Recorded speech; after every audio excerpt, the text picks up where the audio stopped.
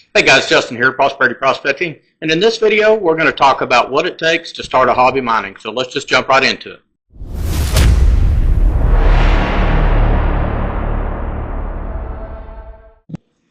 Okay guys, in this first chapter of this video segment, we're going to just talk about a few simple things here. And in this video, I'm assuming that you've already made the decision that you do want to start hobby mining. So we're going to assume that's already taken place. So once you've made that decision, the first thing you need to decide is what state are you going to start in. Of course, you're probably going to want to mine in many states if you're a hobby miner, but what state are you going to start in first? Because then you're going to need to do a little research on that state as to what you can and cannot do when it comes to mining. So here's 5 things that I would encourage you to check into before you do that. The first one is find out where public lands are that you can mine on. Okay. And once you find that out, you want to research what you can and can't do in those public areas. And the third one is what type of equipment can you use. And once you determine what type of equipment you can use, just say, for example, maybe you can use a high banker. Well, if you can use a high banker, where do you have to discharge the waste that comes out of the end of that high banker? So a couple of, this is not all inclusive, there's a couple more things that you'll learn over time that you're going to want to check into. Number 4, is there a history of gold in that area where you can mine? And when you first start, that's not as relevant because you're learning the skills.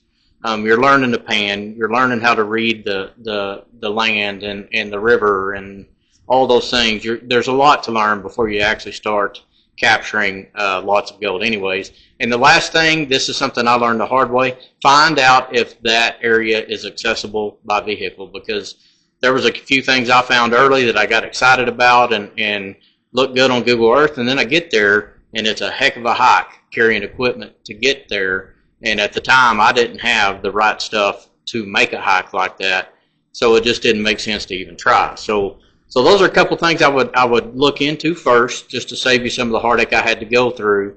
And this entire video is going to be by chapter. You can skip ahead anytime you want. So I will see you on the next chapter here in just a few seconds. Okay, in this chapter we're going to talk about you're at the point now where you've decided you wanted a hobby mine. You decided what state you wanted to start in. You've done that research. Now we're going to talk a little bit about what you need to have to get started. So, and yes, we're going to talk about a few pieces of equipment, but most importantly, you need to start with an understanding that it's not easy, even hobby mining. It's a lot of times you're at altitude and breathing's tough, digging's tough, but it's a blast. It's fun. It's so worth it, and you'll love every second of it. But just go into it knowing that it's not easy. It's not where all the hard parts are cut out and you make gold like you see on TV. It's just not that way. And you may go in there at times and not find any gold, but it's still a great learning experience, and it's still a lot of fun, and it's great for your health. So as far as equipment, I would start super small. You could start as small as just a pan if you want to, but what I would recommend you start with is they make panning kits that has multiple different pieces in it, such as several different size pans. You might have a vial in there. If you find anything, you got that to put it in there. You'll have a snuffer bottle, to snuffer the valuables up and out of the pan. Things like that that'll be handy in the field. Now, I will, at the end of this chapter, I'm going to flash a picture up here of an example of a kit, and then in the comments below I'll have a link to that exact item. I don't make any money on this, just trying to help you get started. And so hopefully so far you're with us. Hopefully so far you're getting more and more excited, because you absolutely can do this if you have desire to get out there and make it happen.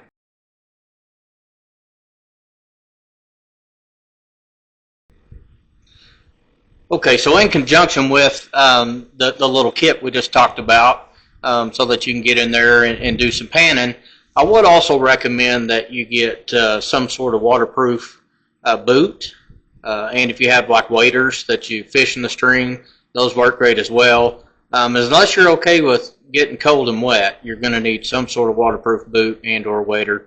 Waders are better because very seldom in the mountains is the stream shallow enough where just a set of waterproof shoes or hiking boots will do the trick. So other than that, really, you're not going to need much else.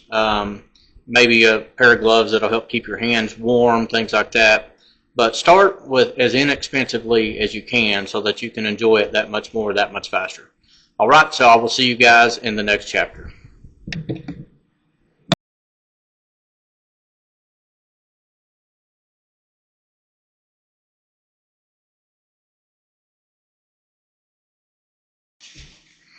Okay, in this final chapter, we're going to talk a little bit about painting and painting tips.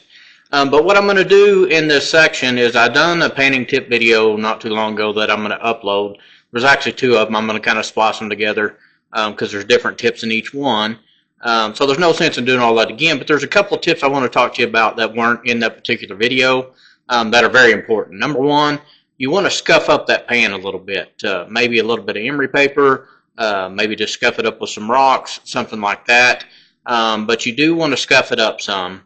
And you're also going to want to give it a good scrub down with some Dawn dishwashing soap. So the reason that is any type of oil can cause the gold to float out. So you want to get rid of all of that oil. And Dawn dishwashing soap will even get finger oil out of there. So, you know, a lot of people use Jet Dry. It works great for a lot of things, but it doesn't work very good for finger oil. So use that Dawn dishwashing soap, scrub it down good, and then scratch it up, because if the surface is too smooth, and especially if you're a beginning panner, you're going to have much more difficulty capturing that gold and keeping it in your pan. So with that, let's cut right into those videos and give you some painting tips. So use this for now.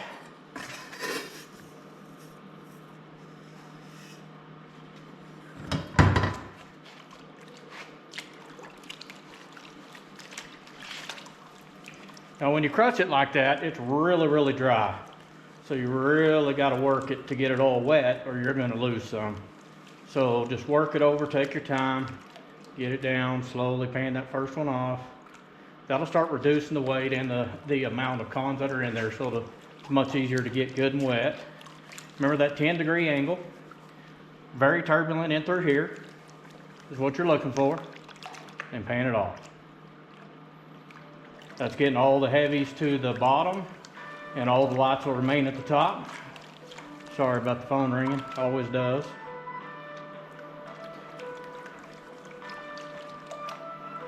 Now this is the very top of this material too, so you know most of the heavies settle down there by the time I get the buckets in here, because they get moved around and stuff.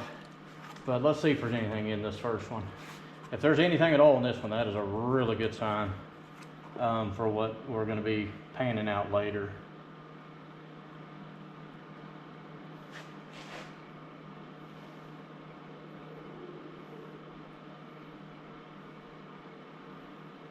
Okay, I am starting to see a fine line up there. I hope you guys can see that.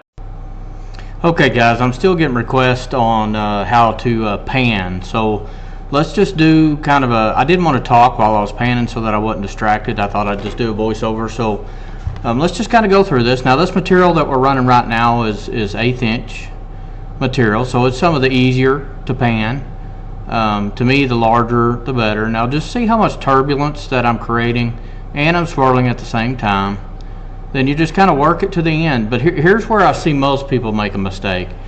Don't let the water do the work. You don't need to be doing the work, because you're going to wind up splashing something out that was good.